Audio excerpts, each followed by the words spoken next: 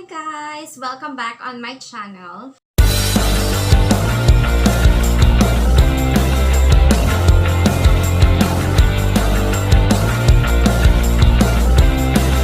What I'm going to share to you guys is what are my preparations for my CBT exam. So this is all about the EPS-TOPIC exam.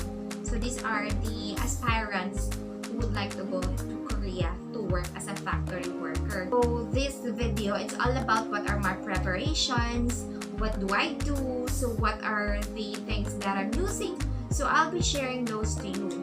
I started studying Hangul. It's almost 2 years now. So I tried last year the 2018 CBT exam. Unfortunately, I wasn't able to hit the target number. So I think that was just for 4 points needed para pumasa ako. I have a book that I'm using to learn and to study. That was from my school. I have the test papers from the previous exams namin sa classes.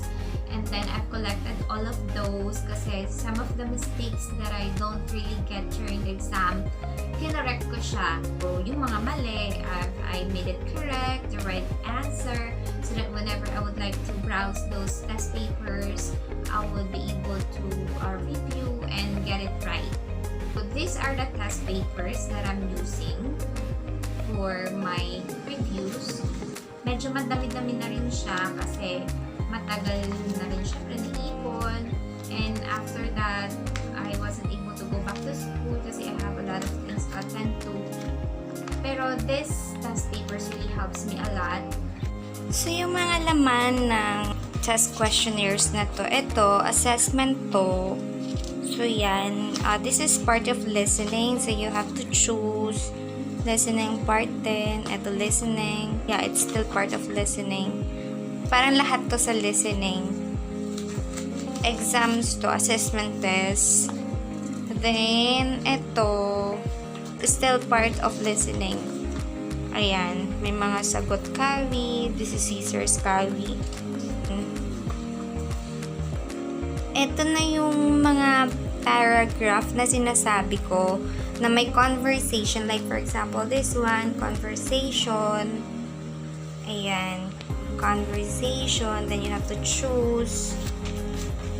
So, pag nag-school ka talaga, marami kang ganito kasi bibigay to as part of your assessment.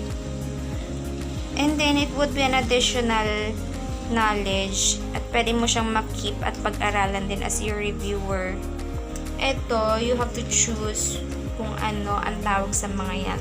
Well, actually, this one, ito, very common to. Ito yung pinaka-pokey. Tinatawag natin na pokey, which is example. So, pag nag-start kayo ng exam doon, pag CBT ha, I don't know sa paper-based test, pero sa CBT, sa computer-based test, ito yung pinakauna na lalabas. So, ito, this is part of pokey, which is example. Pag pokey, example po yun ha. Huwag kayong magkakamaling sagutan kaagad yun kasi example lang siya. You have to listen very carefully for the options. Ganon din yung lalabas sa CBT. And then, ito very easy kasi ito mga vocabulary. You have to listen kung anong sasabihin ng voice-over. As well, this one, these are the signs. So, importante to like this. Kailangan kabisiduhin.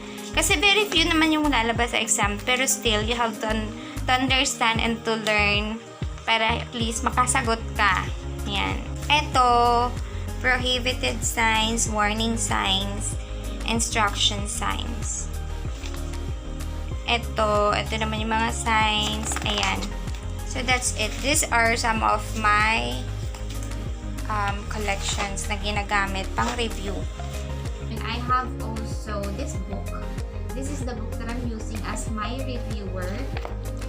And also from basic to construction of sentences, everything here. Whenever you learn how to speak or how to read the consonants and vowels, you will be able to read those vocabularies. especially in constructing a sentence. Pero it's not that easy, of course, na mag-construct ka agad ng sentence kasi syempre, you have to learn the present tense, past tense, like that, yung mga verb to be, for you to be able to perfectly construct a sentence. So, ito yung ginagawa ko para during my tired days, kahit na tinatamad ako mag-review, I would be able to review. Ito yung mga nakalagay dito sa kwarto ko. Talagang dinikit ko siya ever since nandyan na siya. So, magto 2 years old na yung mga Manila papers na yan dyan sa wall, hanging, and then I just in other places na lang. If you can see the wall, may mga history pa ng yung mga bakas ng mga masking tape na mali na gamit ko, so my bad. The wall is really unclean. But this Manila papers on my wall really helps me a lot in reviewing, especially yung mga vocabularies like what are the months, the counting numbers, the colors, the interrogatives, so the questions like that, and the self-introduction, instructions, so everything that goes from the basic up to self-introductions. You will see also the small band papers attached on my walls. This is the verbs. So present tense, past tense, and future tenses. So everything is here. Sometimes, kinakat ko yung sleep ko para lang makapag-aral. We need to learn more paghandaan yung exam. Though it's just how many items, pero still you wouldn't know what would be the exact questions that will be on this exams. So you really have to prepare. It's more on questions like paragraphs that you will be finding or choosing the exact answer. So just like that. It's really hard kasi I didn't expect those. Of course, what I was thinking, yung more on vocabulary lang talaga ako. Probably most of us didn't expect na yun yung may part yung talaga more on questions na paragraph siya, and then you will be choosing the answer from the paragraph itself. And I think that will be the same for this year kasi nga, konti lang yung kukunin ng POPA. And of course, we have to expect that the exam would be more difficult. It's more different from the previous year kasi salad talaga. So eto, itong ginawang video para nakapag-share kung ano yung ginagawa kong preparation para sa CBT exam. So ang tip ko lang before your exam, like 3 to 4 days before your exam, of course, read more vocabularies. Try to identify sa paragraph kung anong pinaka-verb doon, ano yung hinahanap niya, tapos then hanapin mo yun dun sa sagot. I have a notebook. On this notebook, what I'm doing, I write down again the one that I've read, vocabularies, questions, I read it through Google sa notebook ko para at least ma-exercise na, oh, I'm still intact, so alam ko pa rin yung mga letters, alam ko pa rin yung consonants and vowels. So yun. So it would really help a lot to train your brain. Try to check on YouTube. There's a lot of reviewers na sinishare ng mga teachers, yung mga experience talaga sa pag-aaral ng Hangul. They're really good. Following several vloggers na nagtuturo ng how to pass the exam. It's really helped me a lot. I downloaded everything. So whenever I have my free time, piniplay ko lang siya para at least, alam mo yun, kahit hindi mo nakikita, more on Hangul ka lang talaga, basahin mo siya sa Hangul. Kasi the more na na-translate mo siya or you-romanize mo siya sa English niya, so you tend to forget the Hangul word itself. You can go to the website of EOEA. There are samples of listening exams doon. So you can download those and play it. Just play it, then you just have to be patient, try to answer those mga questions. Check kayo sa mga Facebook groups. Maraming sinishare yung mga experienced examiners o yung mga nakatapos na ano yung naalala nila. Kasi most likely talaga, after the exam, you won't really remember everything. Honestly, I didn't remember everything that I've answered or read during the exam. After the exam, okay, tulala. So, okay, tapos na. Ano kaya yung passing? Sabi ko, baka hindi ako umabot kasi sabi ko, ang layo. Yun, so, pero I can't remember what are those questions. So, totoo lang. I can't remember, sorry ha. Don't bash me on that kasi I can't really remember it. Pero some, yung magagaling yung memory talaga, sinishare nila kaagad sa Facebook, sa groups ng mga KLT aspirants. If you would like to take EPS-TOPIK and wala kayong kakayahan na mag-aral sa school kasi medyo expensive na naman talaga siya. Tsaka you have to go to the school every day to learn. You can self-study naman. Marami ng videos sa YouTube, how to learn basic Hangul. There are some Koreans teaching basic Hangul. And marami din yung mga teacher na Pinoy na nag-share talaga ng knowledge nila on Hangul. Mas maganda, syempre, if you will be following vloggers na Pinoy or teachers kasi at least they can relate or they can deliver the Hangul in Pinoy way na may intindihan yun. So, it's a lot easier to connect.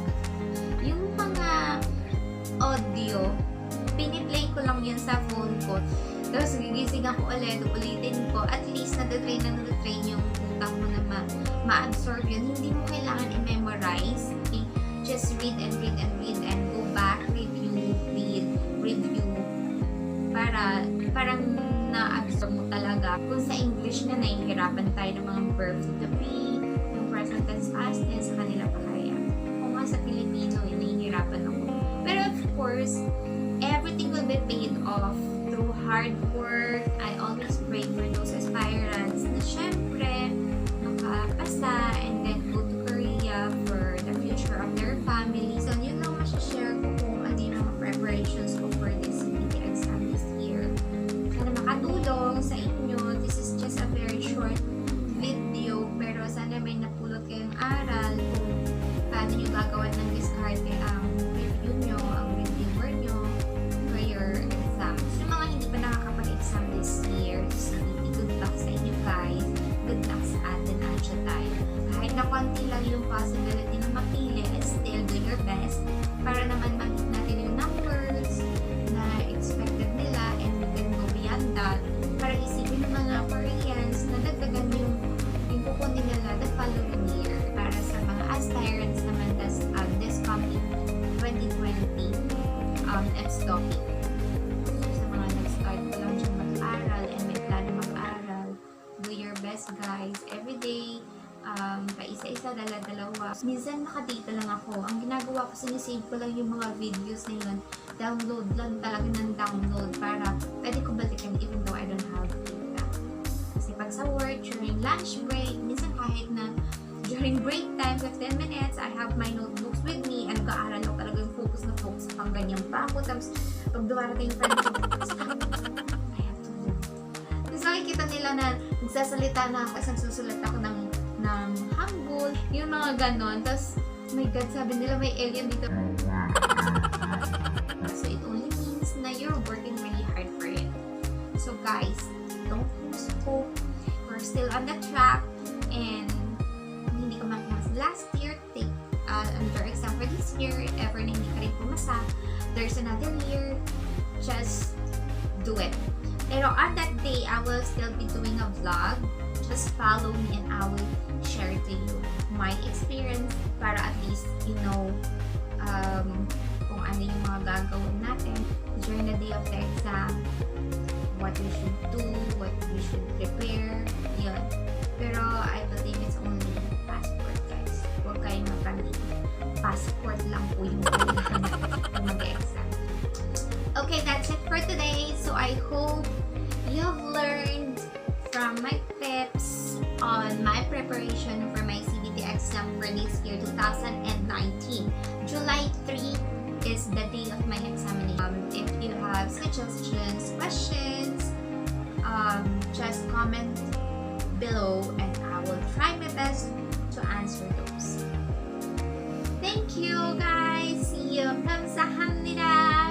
Bye!